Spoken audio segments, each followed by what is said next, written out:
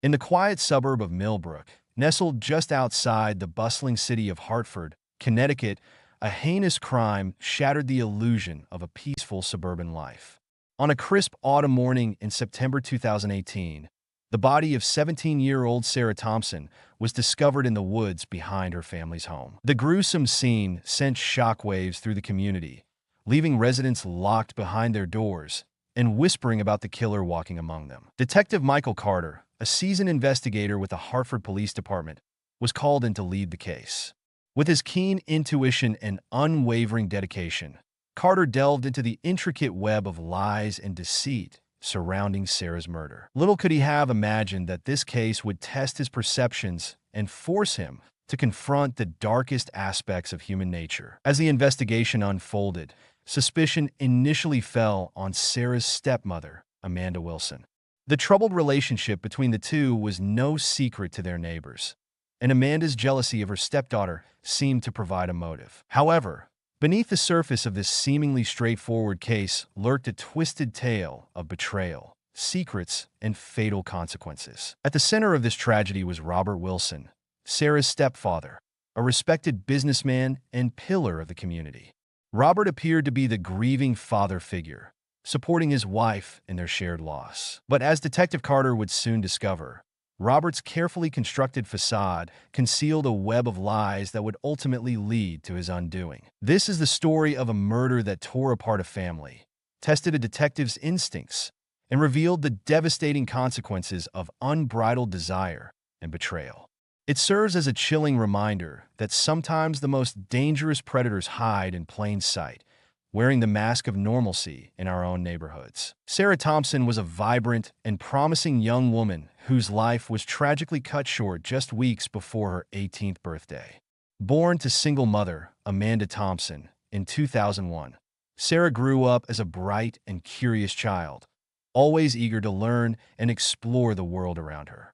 From an early age, Sarah showed a passion for art and literature. Her teachers often praised her creativity and insightful writing, singling her out as a student with great potential. Sarah's artwork adorned the walls of her high school, and she had recently begun to explore photography, capturing the beauty of nature in the forest behind her home, the same forest that would eventually become the site of her untimely death. Despite her academic and artistic achievements, Sarah's family life was far from perfect.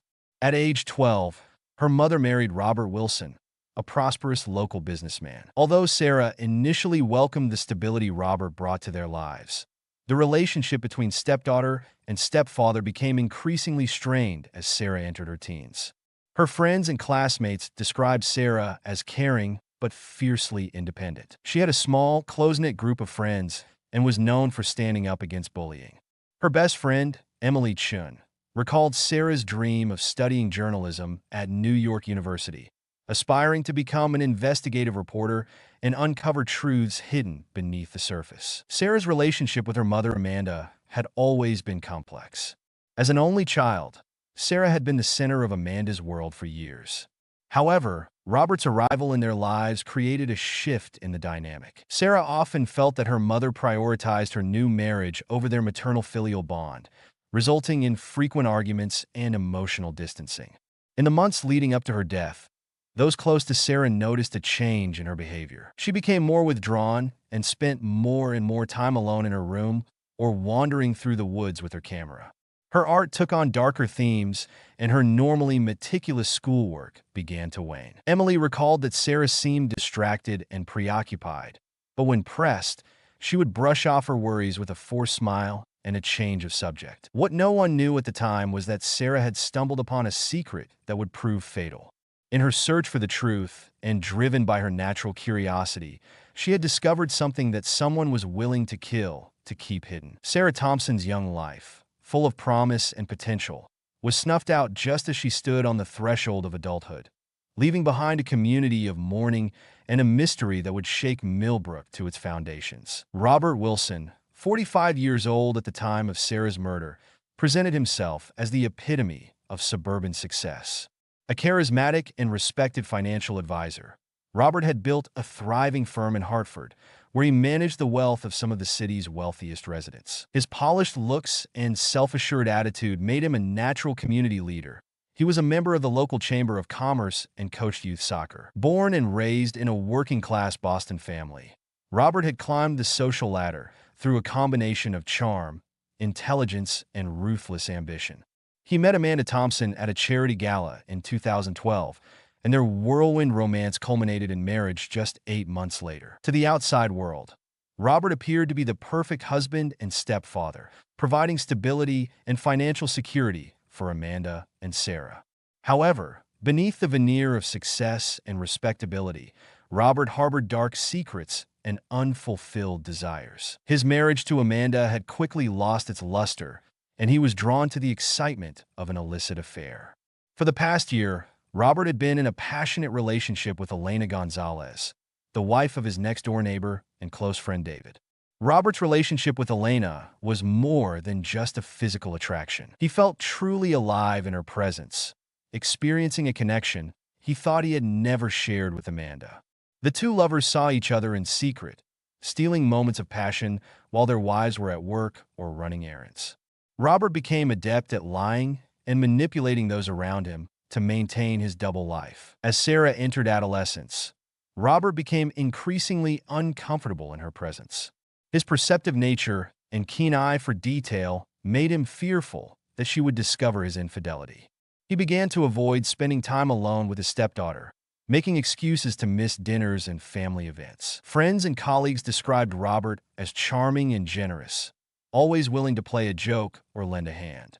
David Gonzalez, unaware of Robert's treachery, often praised him as the best neighbor and friend a man could ask for. Robert's clients trusted him implicitly, attracted by his sure guarantees and impressive track record. However, those who knew Robert best sensed an undercurrent of discontent. His assistant at the financial firm noticed his increasing irritability and distractibility in the months leading up to Sarah's death. Mark Stevens, his old college friend, observed that Robert seemed to live on edge, as if he was constantly looking over his shoulder. Did anyone suspect that behind Robert Wilson's neat image was a man capable of unspeakable acts, driven by desperation to protect his secrets and preserve his way of life at any cost? The grisly discovery occurred on the morning of September 15, 2018, by a jogger on his usual path through the woods behind the Wilson residence. Sarah Thompson's body lay partially hidden under a pile of leaves and branches, a crude attempt at concealment that did little to hide the horrific nature of the crime. Detective Michael Carter arrived on the scene within the hour, his experienced eye fixed on every detail. Sarah's body showed signs of a violent struggle. There were bruises on her arms and face, and defensive wounds on her hands that indicated she had fought desperately for her life. The cause of death was immediately apparent: a jagged wound to the throat, probably inflicted with a saw blade. As the forensic team combed the area for evidence, Carter noticed several key details. Sarah's camera, which her friend said she always carried with her on her excursions into the woods, was missing. Drag marks and disturbed vegetation suggested that the body had been moved from the initial site of the attack, possibly in an attempt to conceal it to avoid immediate discovery. Most tellingly, there were no signs of sexual assault, leading Carter to suspect that the motive for the murder was personal rather than opportunistic. The brutality of the attack pointed to a crime of passion. Someone who knew Sarah and had been driven by a moment of uncontrollable rage. As news of the murder spread, the once peaceful Millbrook community was plunged into a state of fear and suspicion. Neighbors who once left their doors unlocked now double-checked their security systems. Parents would not let their children out, and the woods, once a playground, became a no-go zone, cordoned off with yellow police tape. Detective Michael Carter, a 20-year veteran of the Hartford Police Department, took over the investigation with grim determination. Known for his meticulousness and uncanny ability to see connections that others overlook, Carter had solved some of the department's toughest cases. Standing in the living room of the Wilson home, staring at the family photos on the mantel, he knew this case would test him as never before. The first 48 hours of the investigation were a whirlwind of activity. Carter and his team conducted initial interviews with family, friends, and neighbors. Sarah's school records were examined, Her social media accounts were analyzed, and her movements in the days leading up to her death were painstakingly reconstructed. Robert Wilson, who appeared shocked, provided a detailed description of her whereabouts on the night of the murder. He claimed that he had been working late in his office, a fact corroborated by security footage and the testimony of his assistant. Amanda Wilson, still visibly distressed, struggled to maintain her composure during cross-examination. She admitted to arguing with Sarah the evening before her disappearance, but insisted it was typical mother-daughter friction. As Carter delved deeper, a picture began to emerge of a household plagued by tensions. Neighbors spoke of frequent arguments between Sarah and her mother, with their voices often raised across the manicured lawn.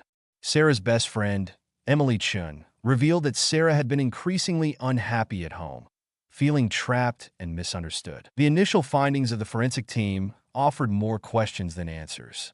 Trace evidence found on Sarah's clothing did not match the samples taken from Robert or Amanda. The murder weapon, probably a hunting knife or similar serrated blade, was nowhere to be found, despite a thorough search of the Wilsons' property and surrounding areas. A breakthrough came when Carter interviewed Elena Gonzalez, the Wilsons' next-door neighbor. Elena, visibly nervous during the interview, mentioned that she had seen Sarah arguing with Amanda in her driveway the day before she disappeared. More intriguingly, Elena let slip that Amanda had always seemed jealous of her daughter's youth and beauty. This information, combined with the tumultuous family atmosphere and Amanda's unconvincing alibi for the night of the murder, led Carter to focus his attention on Sarah's mother. He theorized that years of resentment had eventually boiled over, resulting in a confrontation that proved deadly. As the investigation entered its second week, Carter felt confident that they were on the right track. He obtained a warrant to search Amanda's personal effects and communications, hoping to find the crucial evidence that would unlock the case. However, a nagging doubt haunted Carter's mind. Something about Robert Wilson's calm demeanor and perfect alibi seemed too clean, too convenient. Little did Carter know that his instincts were leading him toward a truth far more sinister than he could have imagined. As the investigation progressed, all signs seemed to point to Amanda Wilson as the prime suspect in her daughter's murder. Driven by the available evidence, Detective Carter began to build a case against the 42-year-old housewife with a troubled past. Carter's team uncovered a series of heated text message exchanges between Amanda and Sarah in the weeks leading up to the murder. In one particularly vicious argument, Amanda accused Sarah of trying to sabotage her marriage, while Sarah responded by calling her mother a pathetic, jealous old woman. These digital crumbs seemed to support the theory of a family dynamic that had reached a breaking point. Amanda's behavior after Sarah's death further fueled suspicions. Although initially distressed, she quickly became defensive and evasive during questioning. Her alibi for the night of the murder was weak. She said she was home alone watching television, with no one to corroborate her story. A search of the Wilsons' home turned up a diary hidden in Amanda's bedside table. The entries detailed her growing resentment towards Sarah, lamenting the girl's beauty and the attention she received from Robert. One haunting passage read, "Sometimes I wish she would disappear. Our lives would be so much better without her constant presence, her judging eyes." The case against Amanda seemed to be strengthened when a neighbor reported that he had seen her returning home in the wee hours of the morning on the day Sarah's body was discovered. Amanda had no explanation for this late-night excursion, claiming that she must have been sleepwalking, a condition she had never mentioned before. As the circumstantial evidence mounted, Carter came under increasing pressure from his superiors and the media to make an arrest. The community, gripped by fear, demanded justice for Sarah.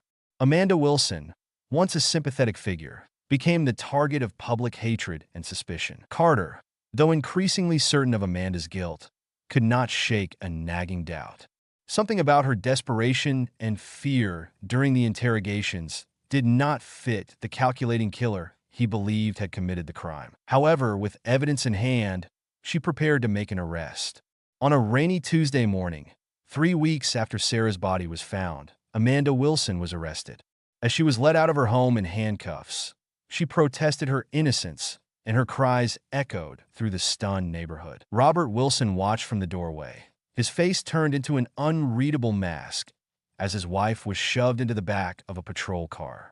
Little did Carter know that, in his zeal for justice, he had fallen for a brilliantly orchestrated hoax, leaving the real killer free to cover his tracks. The case against Amanda Wilson seemed irrefutable, but Detective Michael Carter couldn't shake the feeling that something was wrong.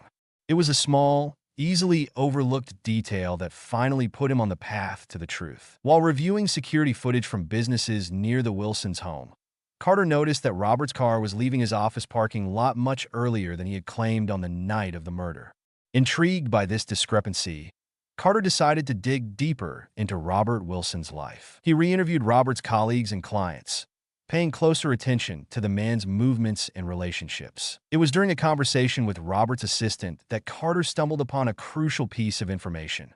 Robert had been making frequent and unexplained trips to a cafeteria across town, always during his lunch hour. Surveillance of the cafeteria revealed a startling discovery. Robert was meeting regularly with Elena Gonzalez, his neighbor's wife. The two displayed an intimacy that went far beyond friendly interactions between neighbors. Carter had discovered Robert's secret affair. With this new information, Carter approached Elena for another interview. Faced with the evidence of the affair, Elena broke down, revealing the extent of her relationship with Robert. They had been involved for over a year, stealing moments together whenever they could. Elena, racked with guilt, admitted that she had lied in her earlier statement to protect Robert. The affair shed new light on Robert's alibi for the night of the murder. Elena confirmed that they had indeed seen each other that night, contradicting Robert's claim that he was working late. This revelation threw Robert's carefully constructed chronology into disarray. When Carter delved deeper into the relationship between Robert and Elena, he uncovered a web of lies and secret trysts. Bank records showed that Robert had recently inquired about transferring large sums of money overseas. Email exchanges hinted at plans for a new life together, away from their spouses and responsibilities. The detective was now faced with a disturbing question. Could Robert Wilson, the grieving stepfather, really be Sarah's killer? The reason was unclear, but the cracks in Robert's perfect facade were beginning to show. Carter realized that he had been so focused on Amanda that he had almost missed the real story unfolding before his eyes. The turning point in the investigation came from an unexpected source. Emily Chun, Sarah's best friend, approached Detective Carter with a small leather-bound book, Sarah's personal diary. Emily, racked with guilt, admitted that she had initially hidden the diary, fearing it might tarnish Sarah's memory. But when suspicion fell on Amanda, Emily realized that the truth was more important than protecting her friend's secrets. Carter spent a sleepless night studying Sarah's private thoughts. The diary showed a vivid picture of a young woman facing a terrible discovery. In entries several months old, Sarah wrote about her growing suspicion that her stepfather was having an affair. She described furtive text messages, hushed phone calls, and Robert's increasingly erratic behavior. The most damning entry came just 3 days before Sarah's murder. In shaky handwriting, it told of following Robert one night and seeing him embracing Elena Gonzalez. Sarah wrote of her disgust and betrayal, expressing her uncertainty about whether to confront Robert or tell her mother. This revelation provided the missing piece of the puzzle. Sarah had discovered Robert's affair, which provided a clear motive for murder. Robert, a man who had built his life carefully keeping up appearances, faced the threat of losing everything: his marriage, his reputation, and his financial stability. Armed with this new information, Carter reviewed the forensic evidence. He ordered a more thorough examination of Sarah's clothing, looking specifically for traces that might have been missed. The results were revealing. Fibers found on Sarah's jacket matched those of a rare wool blend used in Robert's expensive suits. In addition, a re-examination of Sarah's phone records showed a series of calls to Robert's office number on the day of her disappearance. The calls had been brief, suggesting that Sarah may have been trying to confront her stepfather or arrange a meeting. Carter also discovered that Robert had purchased a hunting knife from a local sporting goods store just a week before the murder. The knife, which had disappeared from the Wilson home, matched the type of weapon believed to have been used in the crime. As the pieces fell into place, Carter realized the extent of Robert's deception. Not only had he manipulated his family and the community, but he had also skillfully diverted the entire investigation to Amanda. The detective felt a mixture of admiration for Robert's cunning and disgust for his cold-blooded actions. With more and more evidence pointing to Robert Wilson as the killer, Carter knew he had to act quickly. The man who had once been considered a pillar of the community was now revealing himself to be a calculating killer, willing to sacrifice his stepdaughter to protect his secrets. Detective Carter decided to confront Robert Wilson in his office, away from the prying eyes of neighbors and the media who had camped out in front of the Wilson home. When Carter and her partner entered Robert's upscale financial advisory firm, they found him in the middle of a client meeting, the very picture of professional composure. In a voice barely above a whisper, Robert began to speak. He spoke of Sarah confronting him in the woods, threatening to reveal his affair to Amanda and Elena's husband. He described the panic that gripped him, the fear of losing everything he had worked for. With tears in his eyes, Robert recounted how he had lashed out in despair, silencing Sarah forever. The confession came pouring out, a torrent of guilt and self-loathing. Robert described how he had meticulously planned to frame Amanda, taking advantage of the known tensions between stepmother and stepdaughter. As Carter placed him under arrest, Robert's only words were a halting plea. "Don't tell Elena, please. Don't let her know what I've done." The once proud man was led out of his office in handcuffs, his world crumbling around him as the truth of his actions finally came to light. After 2 weeks of trial and just a few hours of deliberations, the jury returned a guilty verdict on all counts, including first-degree murder. The judge, citing the brutal nature of the crime and Robert's calculated attempts to deceive investigators, sentenced him to life in prison without the possibility of parole. Justice had been served, but for those whose lives had been shattered by Robert's actions, the wounds would take much longer to heal. In the end, Robert Wilson's case is a testament to the resilience of the human spirit in the face of unimaginable loss, to the relentless pursuit of justice, and to the enduring power of a young woman's voice, even a silenced one, to reveal the truth. Interested in more real-life murder mysteries? Be sure to like and subscribe to our channel. What sentence would you have given him? Leave me a comment and I'll read you. Enjoy life because there is only one life. He loves you. The Detective.